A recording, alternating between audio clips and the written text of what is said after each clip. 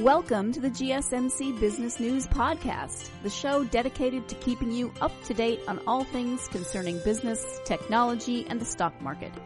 Get a head start on the day as we keep you updated on the latest goings-on Wall Street, money, jobs, and technology. If you're looking for a podcast to keep you informed and ahead of the game in business, the GSMC Business News Podcast has you covered.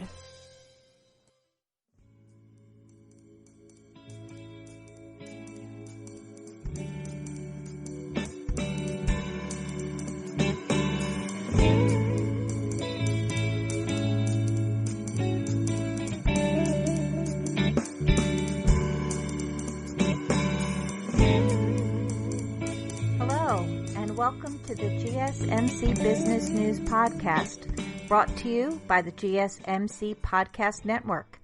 I am your host, Paula DuPont, and today we're going to talk about a variety of topics, but it's going to vary from a lot of the stories that we've been doing week to week, the grim stories on the toll that the pandemic is taking on business and the economy. And there are plenty of those that we could talk about, but instead, I want to go a little lighter. Today, we'll talk about some subtle signs the tide might be changing or might be beginning to change. Some signs of hope, or at least how businesses are doing normal business things. We're going to talk about how some businesses are embracing the current situation, the current reality, and adjusting their marketing to it. We're going to talk about Facebook and an acquisition that they just made.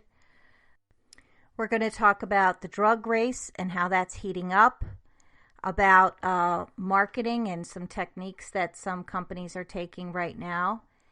And we're going to talk about the Army playing Call of Duty for real. So all that in just a minute. So in this first segment, I thought we would talk about advertising. I've seen some interesting ads recently and some news about ads that I thought were worth sharing, just because they're maybe subtle signs of either companies adapting to this new reality and marketing to it, or signs perhaps that, things are restoring or going back to somewhat of the way that they were pre-pandemic. And I guess it's important to note that this past weekend, live sports finally returned to TV.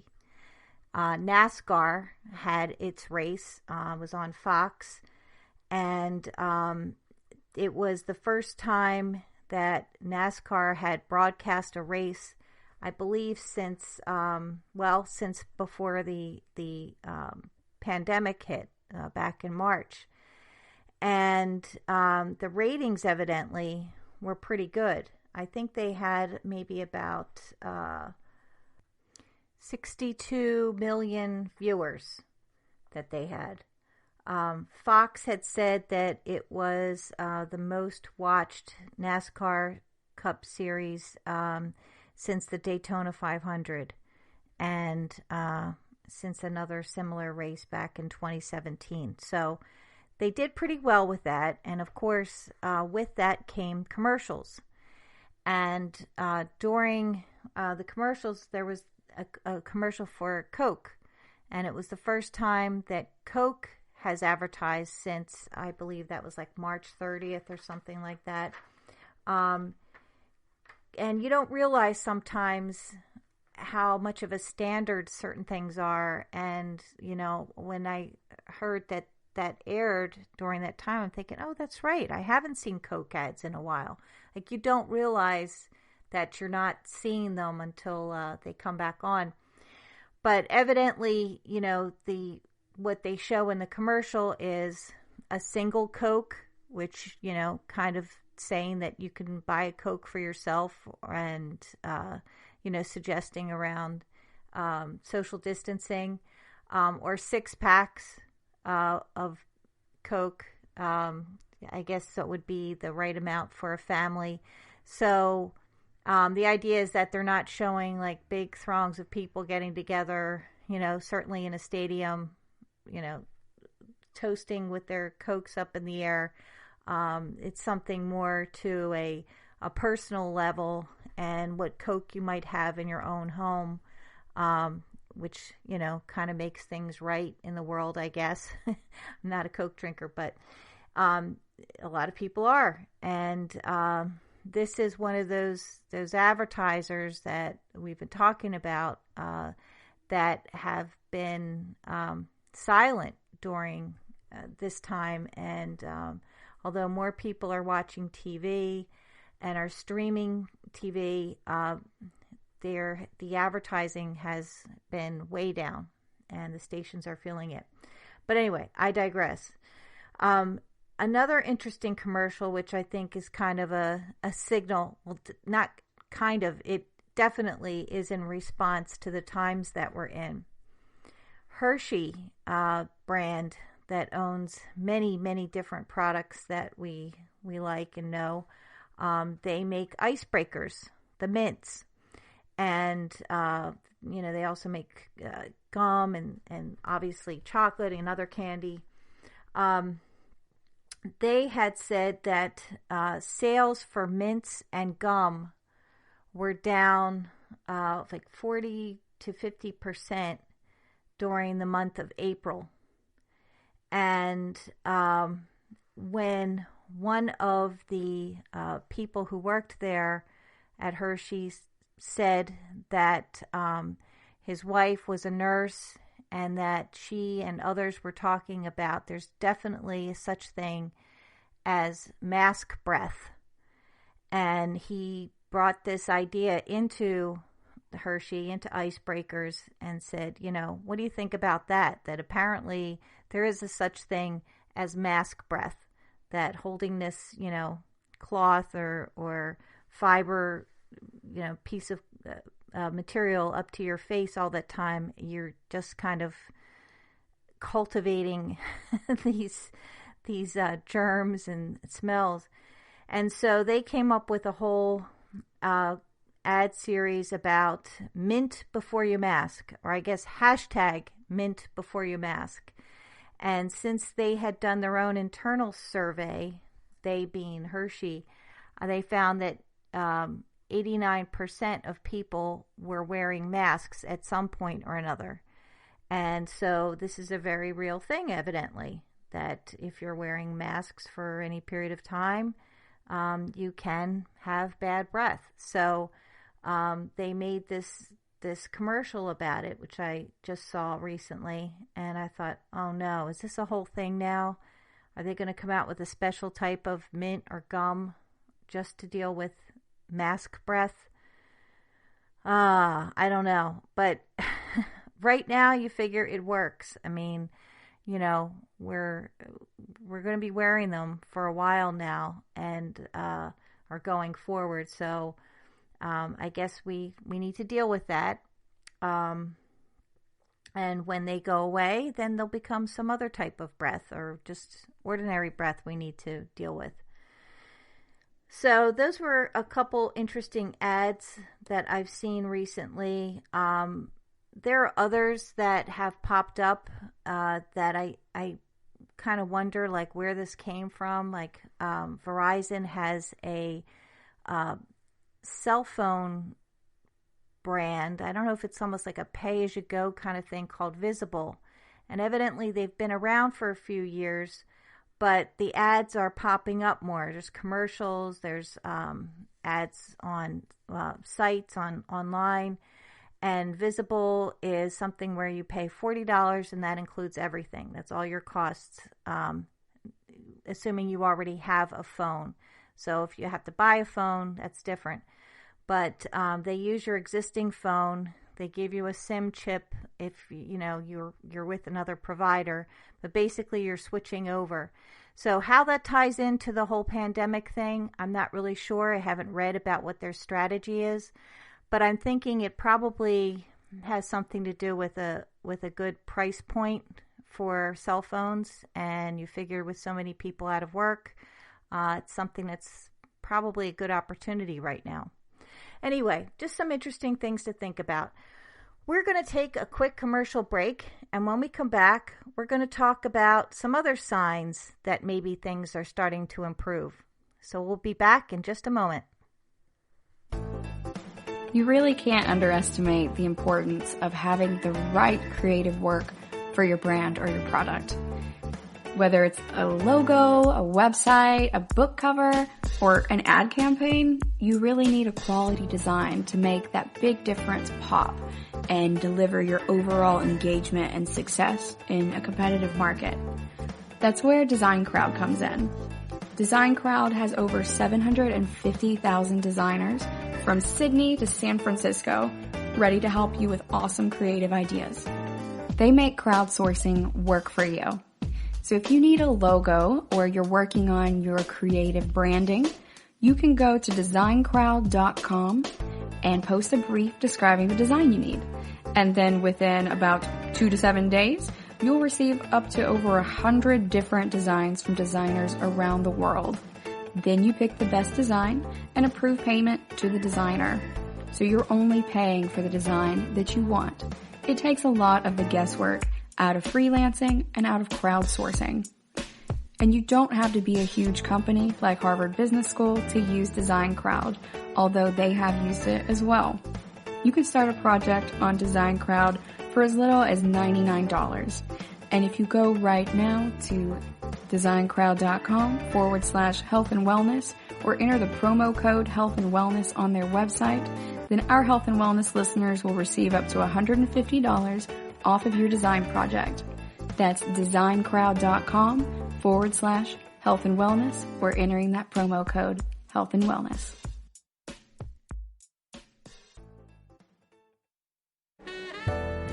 Are you looking for a podcast that gives you all of the latest news from the world of finance? Then check out the GSMC Financial News Podcast. We'll delve into the ups and downs of the stock market, changes in the economy, and news from the world of real estate and technology.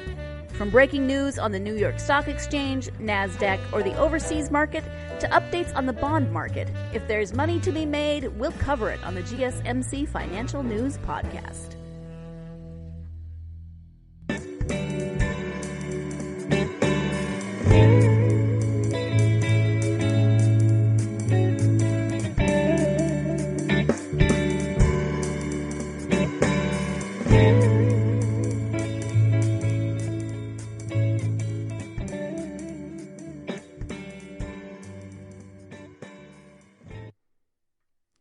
I don't know about you, but for me, it's really hard to get my head around the fact that next weekend is actually Memorial Day weekend. Blows my mind. It's pretty early this year. Memorial Day is March. I keep saying March. May 25th. And, I think for a lot of us, it couldn't come at a better time, really. I mean, even though it's early this year, I think we all hoped that the country would be in a better spot by now, and that, more things would be opened up. But across the country, I think most states have had some level of business or activity that has resumed again. A lot of things that just started today. This is the beginning of the week here of May 18th. And, a lot of positive signs, and I see stories, on TV about Memorial Day weekend coming up and how now beaches on both coasts have been opened or will be opened shortly. Down south in Florida, of course, they have been open as well already.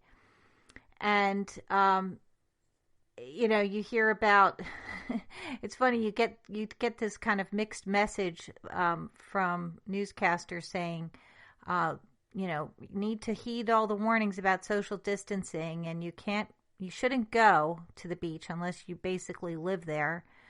But at the same time, in these beach areas, they are preparing for Memorial Day and for people coming to town. So I think it's going to be tough to get people not to go who are in driving distance of going to the beach or any other resorts in this country that basically begin their seasons with Memorial Day. So that we'll just hope that things go well, and that's a positive sign in itself that at least businesses are starting to open up in time for the holiday weekend. But today I saw something in the Wall Street Journal. It was an analysis of different pieces of data that make some sort of correlation to improving economy, or that things could be getting better. And it's not necessarily all scientifically proven that these are things that are going to show the economy's bouncing back, but they do have some relationship there. And some of the things that the article talks about is that that even though there's been record monthly drops in retail sales and manufacturing production in April, there's trends often appear first in private daily and weekly data, and that's the data that they've looked at. One of the things that they've looked at is that map requests on Apple devices fell 50% throughout the country between mid-January and the week ended April 9th. But they have steadily climbed since that time and are now down just 20%. So what they're saying is that although request for maps suggesting driving doesn't necessarily equate to spending, retail visits show the same trend according to this Unicast, which is a mobility data analytics company. So they make some sort of correlation with that. Another thing that they have indicated is that Redfin, which is a real estate brokerage firm, said that home buyer demand, as measured by customers contacting affiliated agents, after plummeting by a third, is now above pre-pandemic levels. So spring being such a big time of year for people to buy and sell homes, it sounds like, at least for this particular real estate company, it's coming back to where it would be if it weren't for the pandemic. Some other companies that are mentioned that have data that suggests a little positivity. On May 7th, Uber Technologies said rides had risen for 3 straight weeks and were up more than 40% in some of the largest cities in Georgia and Texas. And that's suggesting that businesses are reopening, so people need to get there. So that's kind of an interesting number there. Fast food chain Wendy's reported that same-store sales in the week ending May 3rd were down just 2% from a year earlier. So even though it's down, you'd expect it to be much bigger of a drop when you're talking about from the same period of time as last year. So just the fact that they're down only 2%, and that's talking about same-store sales. So that doesn't mean that that everybody's back in the store either, back in the restaurant. That's probably starting to happen in some states. But overall, it's been a thing where you get the drive-through or curbside to get your food. Another piece of data that was interesting was they cited OpenTable, which is one of those online sites where you can reserve a table at a number of different restaurants. You can do that ahead of time. So OpenTable had seated diners at affiliated restaurants in the U.S. had decreased 100% by April 9th. The drop had improved to 95% by May 14th. So subtle, but considering that it went to 100% because nobody was getting into any restaurant anywhere in the country, and now it's starting to come back. So that's another positive sign. So it's pointed out that there really isn't hard data right now to show that the economy is improving or has improved in May from where it was in April, which we can all agree was pretty bleak. But there are some indications, or at least notions that June should be better, and that it's by that point when we get into June, and of course we wouldn't see June numbers till the end of June and beginning of July, but by that point we will have seen a lot more businesses open up, and a good chance that some things will start to look considerably better. One of the things that the article points out is that if the growth in June is sustained, this economic contraction could go on record as the deepest since the 1930s, yet also the shortest. Post-war recessions have lasted 6 to 18 months. So if we can get out of this, start to come out of this in June, I think we'll be ahead of where we've been in the past, and that's what everyone's been expecting.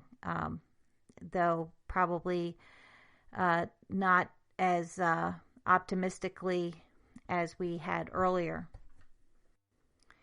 So that brings us to another commercial break. When we come back, we're going to talk about the latest in the drug race. You really can't underestimate the importance of having the right creative work for your brand or your product. Whether it's a logo, a website, a book cover, or an ad campaign, you really need a quality design to make that big difference pop and deliver your overall engagement and success in a competitive market. That's where Design Crowd comes in. Design Crowd has over 750,000 designers from Sydney to San Francisco ready to help you with awesome creative ideas. They make crowdsourcing work for you. So if you need a logo or you're working on your creative branding, you can go to designcrowd.com and post a brief describing the design you need. And then within about 2 to 7 days, you'll receive up to over 100 different designs from designers around the world. Then you pick the best design and approve payment to the designer. So you're only paying for the design that you want.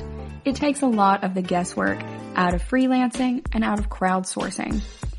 And you don't have to be a huge company like Harvard Business School to use Design Crowd, although they have used it as well. You can start a project on Design Crowd for as little as $99. And if you go right now to designcrowd.com/health and wellness or enter the promo code health and wellness on their website, then our health and wellness listeners will receive up to $150 off of your design project. That's designcrowd.com/health and wellness or entering that promo code health and wellness. Do you work in the world of marketing and advertising? Are you a media buyer or the owner of an agency? Have you been looking for a podcast to help stay on top of all the goings on of those worlds? The GSMC Marketing News Podcast is dedicated to keeping you up to date on all things concerning marketing and advertising. Get the latest marketing news, from what major businesses have planned for the coming year to the newest trends in advertising, from podcasts, digital and streaming, to the old standbys of radio, television, and billboards. The GSMC Marketing News Podcast has you covered, whether you're a marketing agent or a business trying to expand your brand.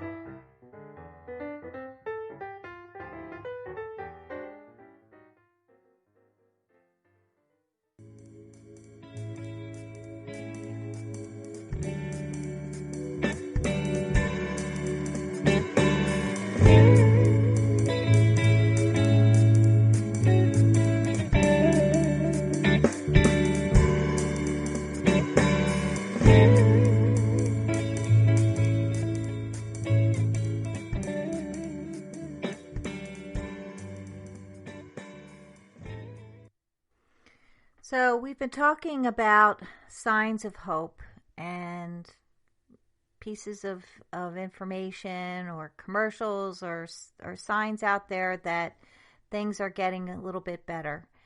And there's nothing more hopeful right now that we can look to than the progress of the drug companies who have been working on the vaccine. I mean, we have been waiting for any little glimmer of hope that this vaccine might get to us sooner than next year, which is even an aggressive timeline for it, considering what it typically takes to develop a vaccine. But still, of course, we recognize that waiting till next year means there's still a lot of people at risk and who are likely going to succumb to this before that time.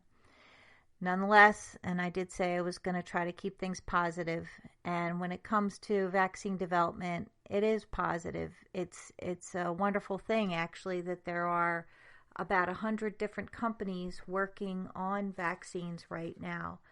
And just today, May 18th, there was some very encouraging news that came out from Moderna, which is one of the companies in the race to develop the vaccine. They released some results. They're obviously not final results. They're still in the midst of their trials. But they did release some results from their human study that they've been doing. And apparently the results gave a positive signal about the vaccine's ability to protect people and raising the hopes that a weapon for the pandemic was on the horizon. The company said the vaccine induced immune responses in some of the healthy volunteers who were vaccinated, and the shots were generally safe and well tolerated. The results offered a preliminary but promising sign about one of the most advanced coronavirus vaccines in development and suggested that Moderna was on the track to meet its ambitious timetable for producing it, possibly for emergency use in the fall.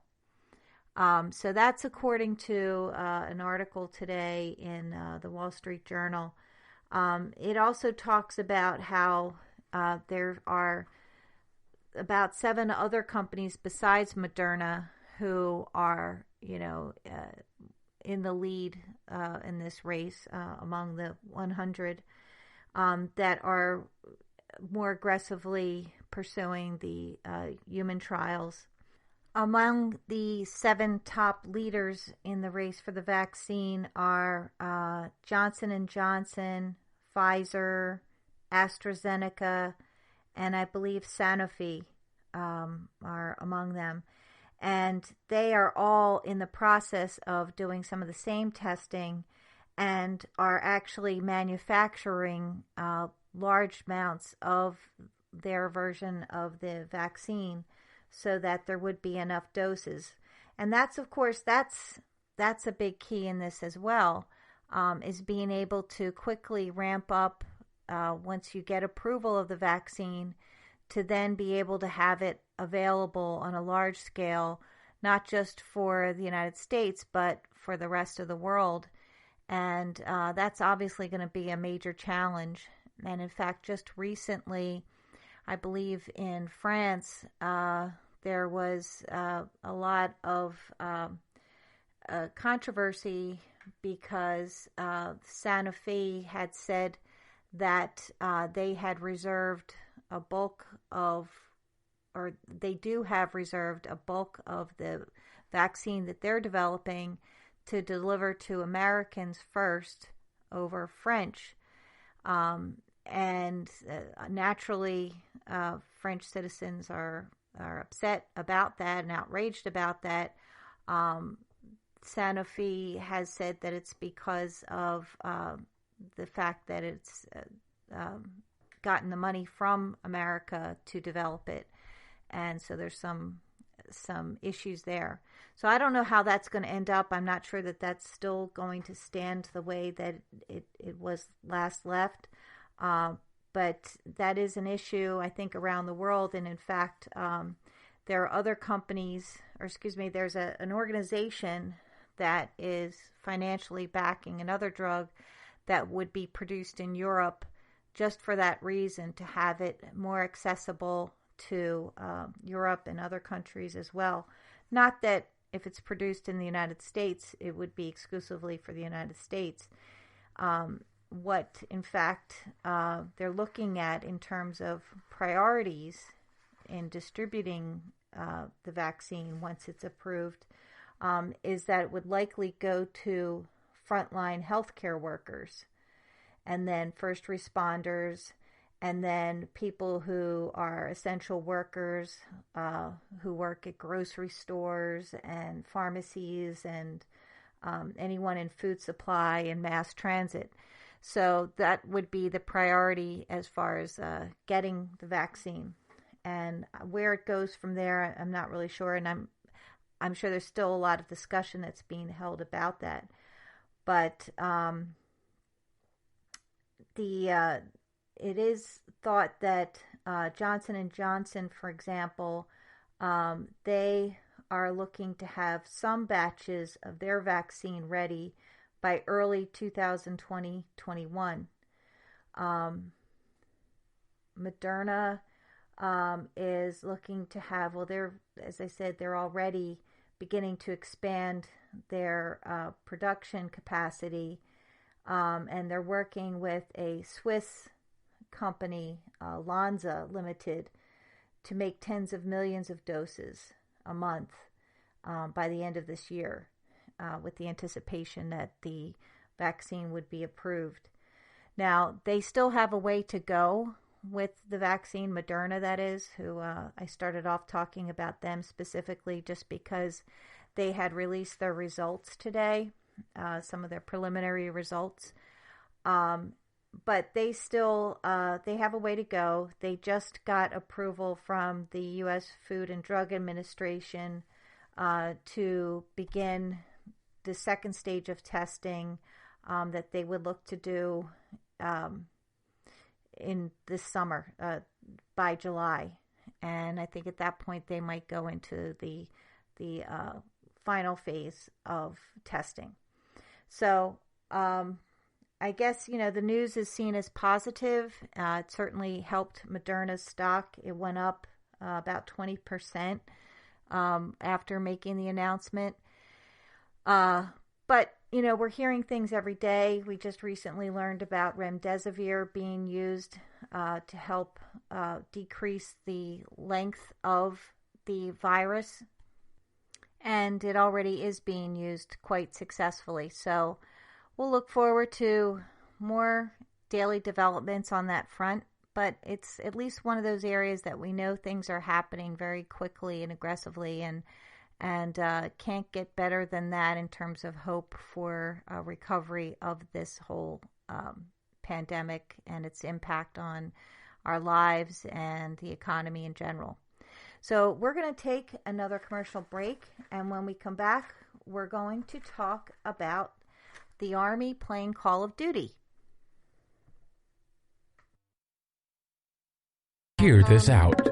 There's a podcast network that covers just about everything that you've been searching. Hey! The Golden State Media Concepts Podcast Network is here. Nothing less than a podcast bliss with endless hours of podcast coverage. From news, sports, music, fashion, cooking, entertainment, fantasy, football, and so much more. So stop lurking around and go straight out to the Golden State Media Concepts Podcast Network. Guaranteed to fill that podcast itch. Whatever it may be. Visit us at www.gsmcpodcast.com. Follow us on Facebook and Twitter, and download us on iTunes, SoundCloud, and Google Play.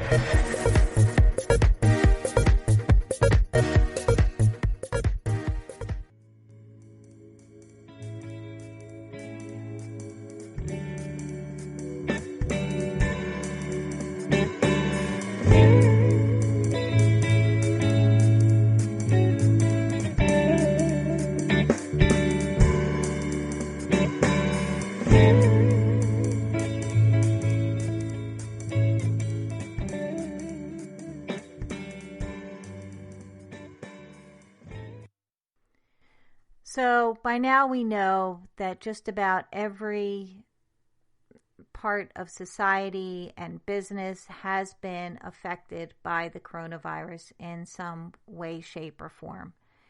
And included in that is the business of the military and their efforts to recruit young possible soldiers into the military. And they've had to get creative, because typically they would try to recruit from high schools and at state fairs, county fairs, and other events like that, where you might find young high school graduates looking to develop their career plan, and would be, looking and open to an opportunity like going into the military. So we're not having high school. We're not having state fairs, at least not right now. So the Army's had to come up with other ways, has had to be creative to try to come up with a way that they could still recruit. And what they did was they looked at some of the skills that they had inherent in some of the soldiers in terms of video games and video game playing. And just like, soldiers who would box or compete in other competitive sports as, representing the Army or representing, their unit, instead they developed these e-teams, esports teams. And these are those who have regular jobs within the Army. They might be infantrymen or mechanics or something like that. But they also have special skills in terms of video games. So I thought it was kind of interesting, especially that they have this goal, I guess, that they try every year to recruit about 70,000 new soldiers into the Army. And they looked at, how they might be able to do that. And so they came up with this esports team that would go out and do these tournaments. And they did one recently that was for Call of Duty, which, if you're familiar, it's a military operation, basically, and you're acting as a soldier, and you're heavily armed, and you're going out for the enemy. And there's probably a shorter way to describe that, but it's a war game, I guess, is the short form of that. And so it's interesting that they did this tournament of it and, raise awareness of it. And through that, they're able to talk to, prospects and give their email or information for them to, for potential recruits to contact them or their offices later. I think it's very interesting that they would do that, and that especially that it's Call of Duty. There probably are other games that they play as well, but given the realism of Call of Duty, including blood being splattered on the screen, when someone gets shot, it can be pretty gory and intense. I thought it struck me that it would be kind of interesting that if these recruiters actually saw these prospects playing, that might be a good way to either pick out or weed out ones that would not be good in the military. Those who get shot immediately once they start playing and continually get shot. Or likewise, maybe if there's some people who are, maybe a little bit too bloodthirsty and, doing well, but maybe a little too well. I don't know. Maybe that's not a detriment, but it would certainly see people and how they're reacting in this kind of virtual reality warfield, and to see how they react. But this effort that they've made to do this and traveling around and doing these tournaments, They actually have generated about 13,000 leads from doing this. They have done this by providing a phone number or email address, and they've actually gotten people interested in it. So I thought that it was pretty interesting, and to see what will happen once high schools are back up and running next year, and state fairs, which it's possible maybe some of them might still happen this summer. But it will be interesting to see if this esports team still continues, and if that's one of the primary ways that they're going to go about recruiting, or if that's just going to be, just one of many different ways that they'll do it. I would suspect it'll probably be one. They're not going to let it go if it's worked out for them. I just find it interesting that these soldiers, including one evidently who's a Green Beret, so these are highly skilled soldiers, and they're playing video games. I can hear their mothers yelling now, like, what's that ever going to get you in life? And they would have a good answer back to that, wouldn't they? Well, anyway, that's enough on that topic. And here we are again at time for another commercial. And when we come back, we're going to talk about something that just sounds like business as usual. It's a Facebook acquisition. More on that in just a moment.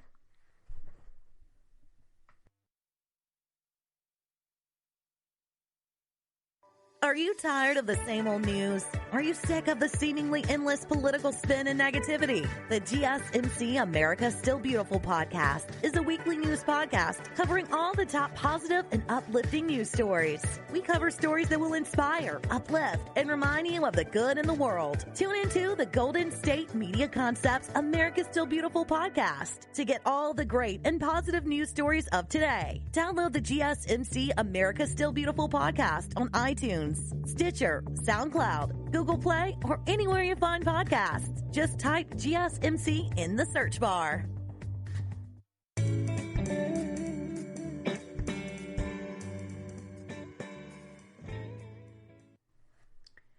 One of the things that could signal that the economy is starting to return back to what it was before the pandemic is when you have news in the business world that is news that could have happened regardless of the pandemic. It's not affected by it, at least not in any obvious way.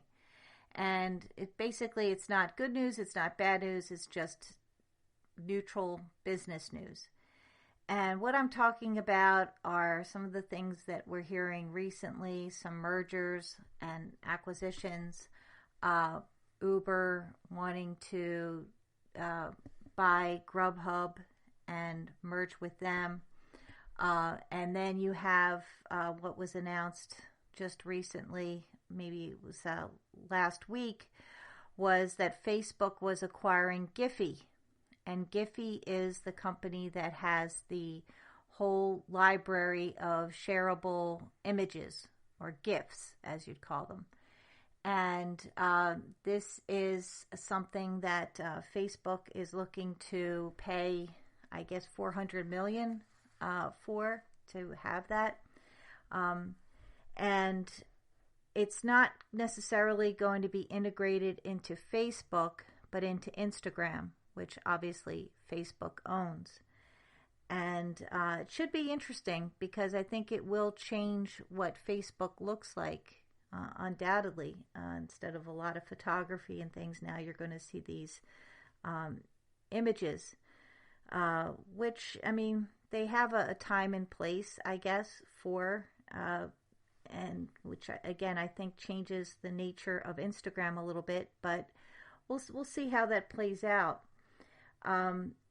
It's going to be something that will probably be scrutinized because you do have some issues that Facebook has handled before with their acquisitions, antitrust issues, security issues. And one of the things about Giphy is that it's integrated into a lot of other programs, competitors to Facebook, or those that would consider themselves competitors to Facebook. Giphy they claim that they have over 700 million people that see the content every day, that see Giphy contact every day. And many of those views come from some of the apps that I was alluding to before, like Apple's iMessenger or iMessage, TikTok, and Twitter are some of the other big ones that use it. But there are a number of other platforms that have Giphy as part of them as well. MailChimp allows you to insert a GIF when you're creating an email campaign, which is what MailChimp is designed to do. Another one is Signal, which lets you use GIFs to include in messages on iOS and Android. Again, another company that might have an issue with continuing to keep Giphy now that it would be owned by Facebook. Slack, which is one of the workplace communication tools that's being used an awful lot. Slack has access to Giphy. Snapchat, Telegram, TikTok. Oh my God, TikTok. What are people going to do on TikTok if they can't, they still will be able to access it, to access GIFs. But I guess that the issue is whether some of these companies will continue to use it, or whether Facebook may change the rules or change how Giphy works, and whether or not it will still be attractive to these different apps to use. A couple of the other ones that also incorporate Giphy in them is Tinder. I didn't know that, but apparently you can use that as part of the dating site. Trello and Twitter. Now Twitter, that one is interesting, and I think Twitter has already kind of said that they're not too happy about this, and I guess we'll see how this is going to play out. But they also use another GIF company called Tenor, and so they have that, in addition to Giphy, so they may end up just going with that, because there's kind of been a little bit of a feud between Twitter and Facebook. It stemmed from when Facebook acquired Instagram, and some issues that they had between the two services, and they still have drawn a line between each other pretty well, and which you figure in social media is hard to do, where it comes to displaying something that you have on one platform and then you go to display it on the other. And right now there are some walls up on that because of the feud that they have. So it will be interesting to see what happens with them with Twitter being able to use Giphy. So I think it's going to be a matter of how Facebook applies that and integrates it into Instagram, and whether there will be other ways to access it. And incidentally, Facebook, knowing that there has been some criticism and concern raised about security issues and how it will be accessible, they have said that developers will continue to be able to rely on Giphy as they had before the acquisition, and that you would still be able to use Giphy in most apps as you did before. And by the way, when I mentioned before all the different apps, there were a couple others too that use Giphy. There's probably a lot more than I know about or read, but Pinterest and Reddit are another couple ones that are no small sites, but they too also use Giphy. But because of the security concerns, Facebook has said that Giphy has no tracking pixels, cookies, or any other embedded user tracking mechanisms in the GIFs or the stickers. And that's what they told The Verge publication about, addressing some of those issues that people have with security. So that will be something we'll keep track of, and likely Congress and other authorities who will be evaluating this acquisition. So that's the story on that. We are going to take another commercial break, and finally, in our last part of the show, we're going to touch on an interview that Federal Chairman Powell had recently on 60 Minutes, and a couple highlights of that.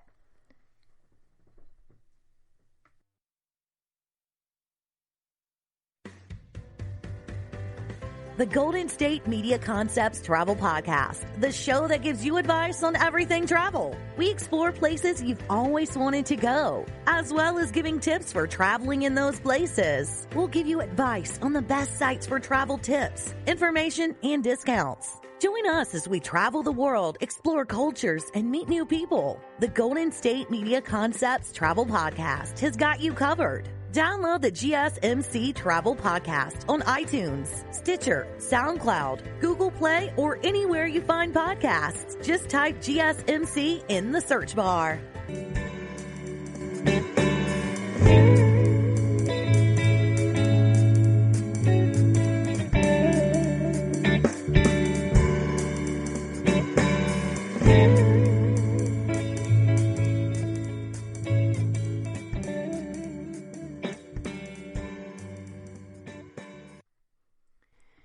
There was a headline 5 days ago in the Washington Post, and it was actually echoed across a lot of different media. But just to give you an example, what was the sentiment 5 days ago, the headline was, U.S. stocks sink with Dow falling more than 500 points after Fed chief signals economic pain ahead.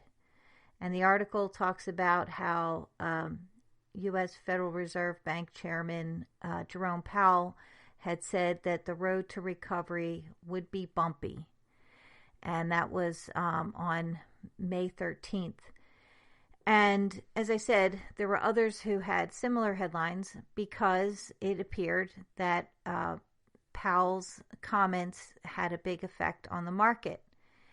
And if you go back and look at other news searches online with his name, you see other headlines like that in the past couple of years. When he says something, it has this huge effect. And perhaps it's deservedly so, considering the position that he holds.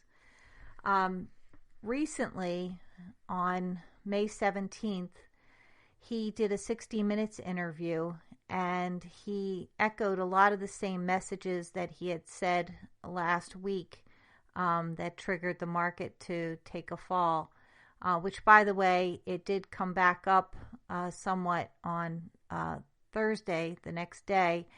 But, from that point on, it's been affected by all different things.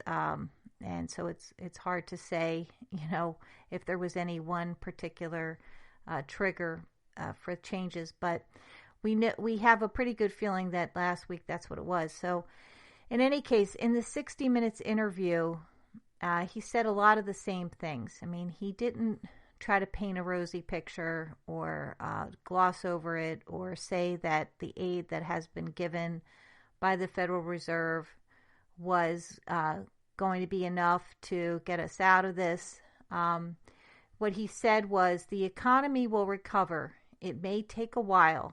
It could stretch through the end of next year. We really don't know. The fact that he said he doesn't know, it seems like that's the tag phrase that comes at the end of a lot of what authorities say lately, or even CEOs who are talking about their quarterly results, for how their businesses have been doing in the first part of this year. And everyone expected they wouldn't do well, for March being the first full month of quarantine. Actually, it wasn't a full month, but being the first big month to be impacted by the virus. And then many had forecasted and said that they didn't see where April was going to be much better. And a lot of companies have said things that they expect that the second half of the year they should be coming back in terms of revenue and profit. So, but then they follow it with, we just don't know. And, it's not funny actually, and I don't mean to make light of it, because we don't know. None of us know. And I think when we talk about looking for positive signs that things are changing, things are getting better, it would be nice to hear some things with some sense of assuredness, but perhaps no one can provide that now. I do think that some of the things that Chairman Powell said in the interview last night, I could appreciate. I could appreciate the fact that he also came across not just as a bean counter, mega bean counter and financial expert, but also with someone with compassion. He said, this is a time of great suffering and difficulty, and it's come on so quickly and with such force that you really can't put into words the pain people are feeling and the uncertainty they're realizing. And as I said, I think that's a pretty powerful statement in itself. It doesn't necessarily mean anything in terms of moving forward and signaling positive changes ahead, but it does at least recognize that this pain is more than about the financial crisis. It's about the loss that people have felt and are dealing with, and that someone in his position recognizes that. And although he's got a huge job on his shoulders to try to help bring, the economy back or provide some kind of assurances for that, he's not losing sight of the bigger picture of what's really important in human life. And of course, that leads into the whole idea that we need the vaccine. And I believe he said something to the effect that, we may not have a vaccine anytime soon, but we're going to have to, try to recover anyway, obviously. But he said in this interview, he had said also that the public needs to stay vigilant to avoid the second wave or a second wave of the virus. It would be quite damaging to the economy and to the public confidence. That's the risk that we really want to avoid. So he has said, and was pointed out in the interview, all the different things that the Fed has done to help bolster the economy. They've, from the stimulus grants to the trillions that the Fed has injected into purchasing government securities, providing corporate and small business loans, purchasing high-yield junk bonds, ETFs, that it has done. So he has, been steadfast in trying to address the issue and providing support. And when some of these things were pointed out, Scott Pelley said, well, it sounds like, you've done everything that you could do. And he has said, and Powell responded, he says that there still is a lot more that they can do, and that the Federal Reserve is not out of ammunition by a long shot. and that there's really no limit to what we can do with these lending programs that we have. And I thought that was very encouraging, that there is more that the federal government can do and can offer. And it's not just about throwing out a lot of money and trying to plug these holes that keep coming up. But in talking about the loan program and how that can be better used to really get the economy back on track. So overall, I think it was an encouraging message. He still, maintains the same position that he did in other announcements that where he talked about the economy.